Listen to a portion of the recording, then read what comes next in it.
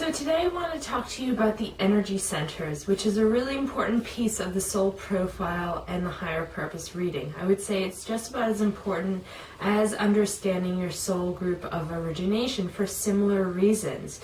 Your specific energy center gives you a very specific grouping of qualities, of traits, of gifts, of skills, but also of weaknesses, because it's always important to remember that every strength pushed so far will quickly turn into a weakness. Every gift you have can easily turn into an imbalance if you're not careful, if you're not aware of yourself and yourself within specific situations.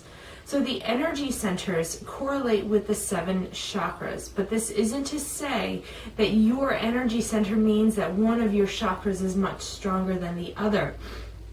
That's completely different, because your chakras, when we talk about your chakras being blocked or strong or weak, correlates with the chakras within the body, within you here as a physical person. The energy centers correlate with you as a soul. Completely different dimension. This is the soul drawing in certain energies to bring into this lifetime to use as its own gifts.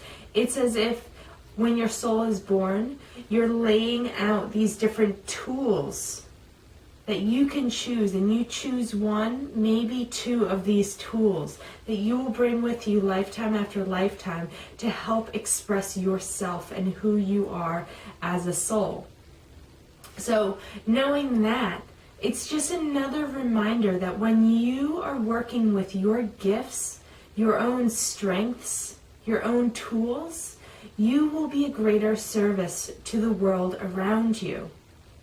It's reminding you that when you're doing what you love, when you're doing what you're good at, when you're doing what you feel really strongly towards, things tend to go really well. The world around you benefits. We're often told that we need to focus on serving the world, that will make us a better person, a happier person. But it's so important, and I think that there's something wrong about that saying, because when you're focusing too heavily on serving the world, you're not necessarily focusing on how that serves you. And then you run into this issue of becoming a martyr, of feeling like you have to do things just because you need to be a good person. On the flip side, when you're doing things because you love to do them, because they nurture you, typically that nurtures the world around you as well. So serving the world, or focusing, I should say, on serving the world, is focusing on doing. It's focusing on action. Focusing on you brings you into a focus of being. Who am I? What am I good at? What makes me feel really good? Focusing on service, you do what you think you should be doing because you do what you think would make you a better person. Focusing on you, you will do what nurtures you and in turn nurtures the world. So that being said, I'm going to go through all of the 7 energy centers, part today and part tomorrow.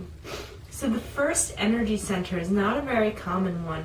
This is the person who is incredibly nurturing. Nurturing is the key word here, because they tend to be like mama bears. They want to make sure everyone around them is really well taken care of.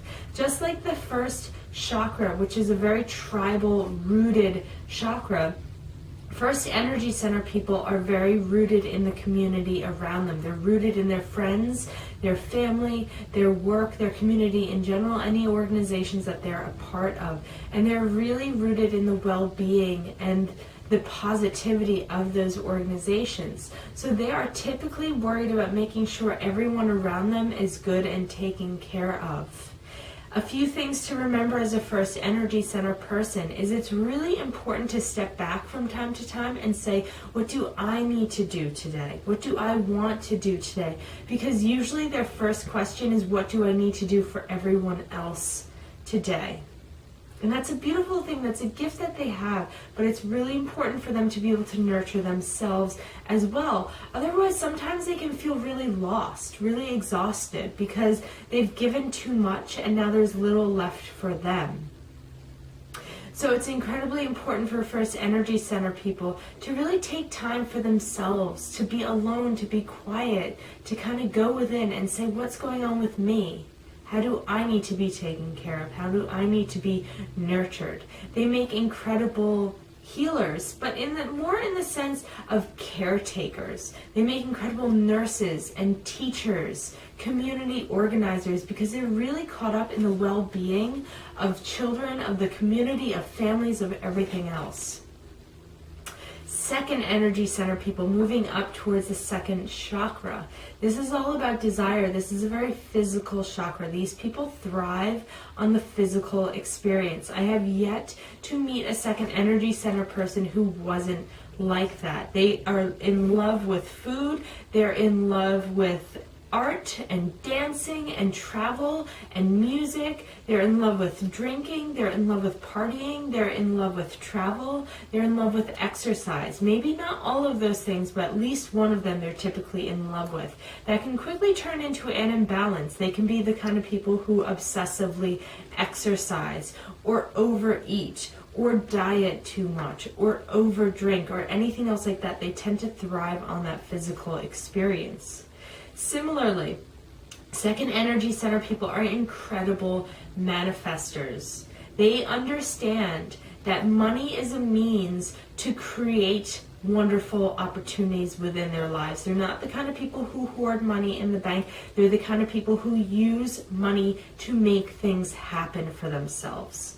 So when second energy center people decide that they want to do something and that decision aligns with who they are as a soul and their higher path and purpose, things tend to happen pretty easily for them. They can make the money happen, they can make the job happen, they can create pretty easily when everything is right. So it's really important.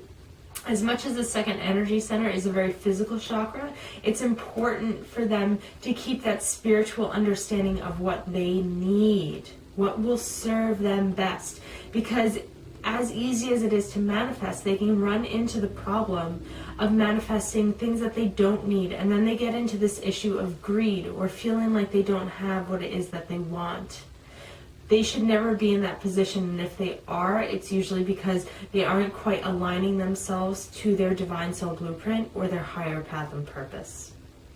The final energy center that I'll go through today is the third energy center. So this is the energy center of balance, of harmony, everything in the middle for these guys. So these people, as far as work goes, they love to bring things together. They're not office people. They like integrated work modalities. They like having hands-on jobs. They're oftentimes graphic designers or architects. They make great program managers or project leaders. They make great massage therapists. It's blending the arts, blending the sciences, and making something beautiful in between. They love beauty. They love functionality. They're very much so into feng shui. They love to be very appropriately dressed. They're not the kind of people who run around in town looking like a schlep, because they want to look good. They want to look put together. They want their houses to look good and put together. Again, they're balancers, so they need to live in balance. These are people who cannot burn the candle at both ends. They might do it, but they'll never be as strong as they can be.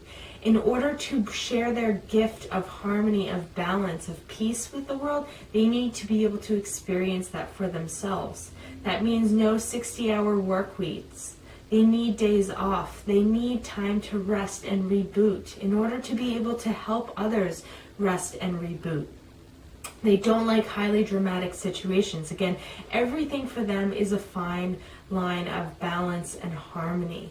Always staying kind of in the middle of everything. And when they aren't very balanced, very harmonious, they become incredibly critical, incredibly nitpicky of both themselves and those around them. So it's really important at third energy center people to make sure you take care of yourself.